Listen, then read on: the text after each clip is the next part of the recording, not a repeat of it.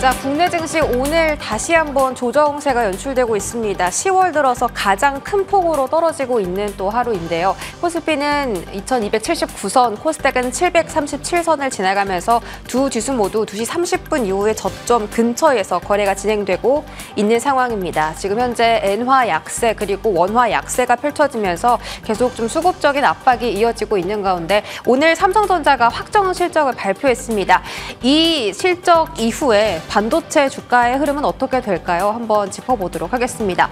일단 반도체 업황 자체는 긍정적으로 평가되고 있습니다. 삼성전자의 3분기 확정 실적 컨센을 상회했죠. 영업이익 2조 4,336억 원이 찍혔습니다. 이 부분에서 사업 부문별로 뜯어봤을 때 반도체 부분의 적자가 계속 감소하고 있었고 심지어 매출 자체는 전년 동기 대비 28% 증가, 전분기 대비해서도 11% 증가하며 반도체 업황이 조금씩 회복되고 있다는 걸 실적으로 확인시켜줬습니다.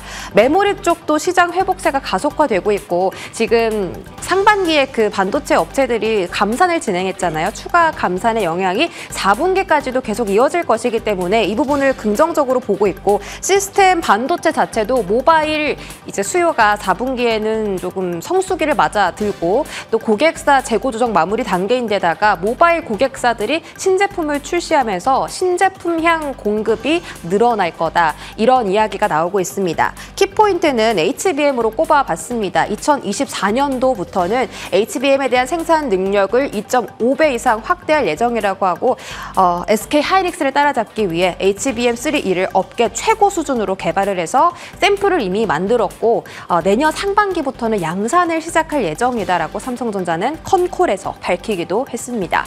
자, 산업 전체 지표에서도 확인이 되고 있습니다.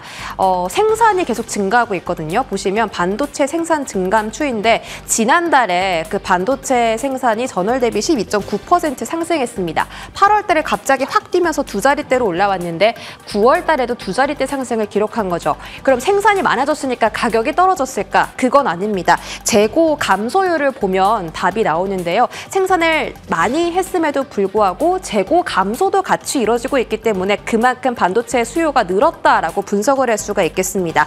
제조업 자체 재고율도 전월보다 계속 떨어지는 추세인데 그 안에서도 반도체 섹터의 그 재고 소진율이 다른 섹터보다 더 많이 빠르게 줄어들고 있었다라는 게 숫자로 확인이 되고 있었습니다. 그런데 오늘 주식시장 일단 분위기 자체가 좋지 않습니다. 대표적인 종목들의 하락률로 보면요. 주성 엔지니어링이 가장 적은 폭으로 떨어지고 있고 동진세미캠, 하나마이크론, 유진테크, 한입반도체 등등 그동안 크게 올랐었던 반도체 종목에서 정말 많은 조정이 나오고 있습니다. 여러 가지 이유가 있겠죠. 삼성전자가 컨콜에서 HBM이나 여타 반도체 장비, 소재, 부품단에 캐펙스를 크게 투자하지 않겠다라는 발언이 있던 것도 아니었고요. 또 지금 시장의 분위기도 좋지 않고 너무나 고평가됐고 또 밸류 가치 자체도 높게 평가되다 보니까 지금 시장이 흔들릴 때 조금 떨어지는 게 아닌가 이런 생각이 듭니다.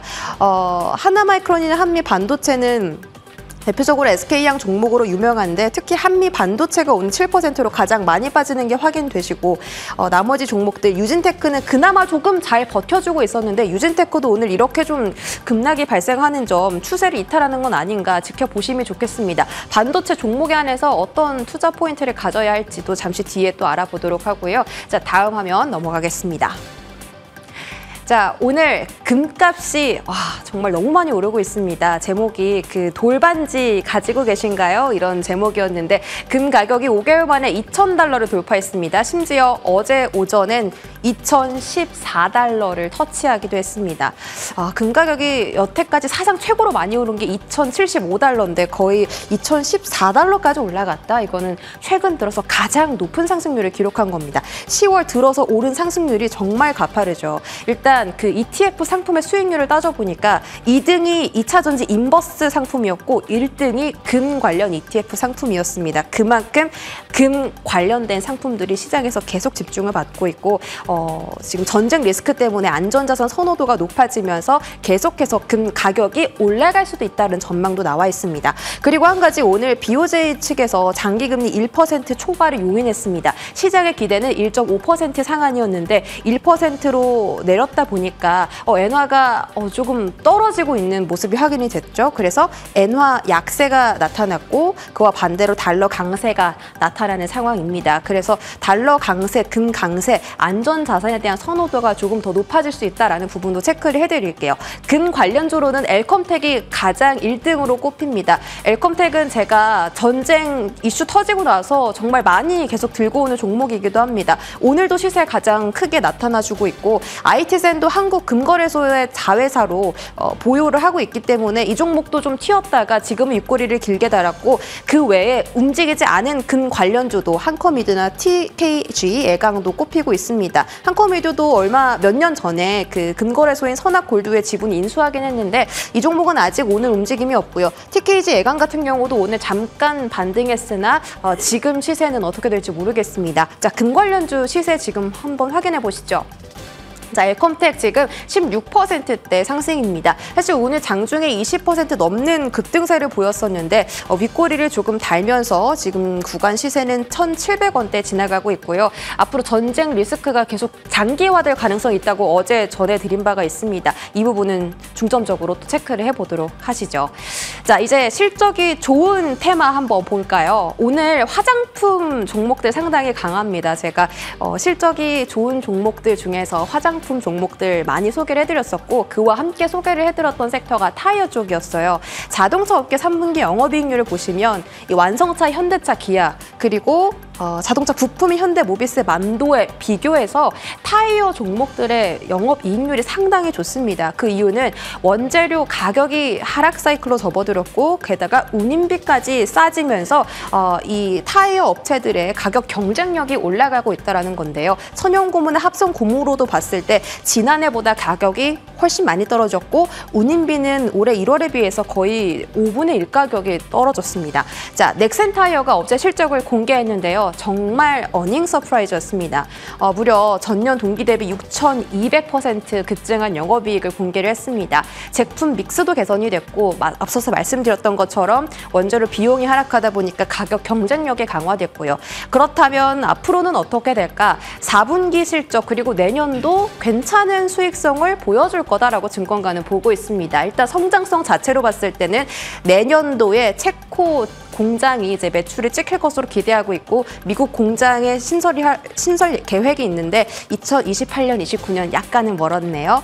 리스크 자체로 봤을 때 외형 성장률이 떨어집니다. 그 말인즉슨 지금 전기차 수요, 차 수요 자체가 둔화되고 있다 보니까 바퀴도 같이 팔아야 되잖아요. 그런데 그 부분에 있어서는 전기차 생산량에 연동이 되면서 떨어질 수 있다라는 거고 실적 전망 자체는 좋습니다. 비용 정상화 이제 들어갔기 때문에 이제부터 매출을 쌓아갈 수 있다라는 거죠. 증권가에서는 목표 주가를 11,000원, 12,000원대로 제시를 했는데 지금 넥센타이어 주가가 6,000원, 7,000원대다 보니까 업사이드가 거의 2배가량 열려 있습니다. 이 부분 확인해 보셨고요. 금호타이어도 실적을 공개했습니다. 마찬가지로 엄청난 영업이익을 발표했습니다. 전년 동기 대비 4,000% 급증입니다. 금호타이어는 조금 다른 모멘텀을 가지고 있습니다. 다음 화면에서 더 자세하게 볼게요. 금호타이어는 일단 그 중국에서 전기차 업체향 타이어 수주가 계속되고 있고 이쪽은 베트남 공장 증설을 예정이기 때문에 이게 4분기 매출에 기여가 바로 될 거다라고 증권가는 보고 있습니다. 성장성 자체는 그 요즘에 핫한 모멘텀이죠. 사우디 쪽에 전기차 타이어 공장을 신설할 수 있다라는 이야기 나오고 있고요. 문제는 금호타이어가 조금 부채 비율이 높습니다. 지금 2분기 기준 286%인데 최근에 금리가 높아졌다 보니까 내야 하는 이자의 비용도 늘어나게 돼서 이쪽 이자 비용이 절감이 되는지도 한번 확인을 하는 게 중요하겠습니다. 증권가의 분석이고요. 한국타이언테크놀로지도 내일 실적 공개하니까 이 부분도 함께 지켜보시기 바라겠습니다. 여기까지 브리핑 전해드렸습니다.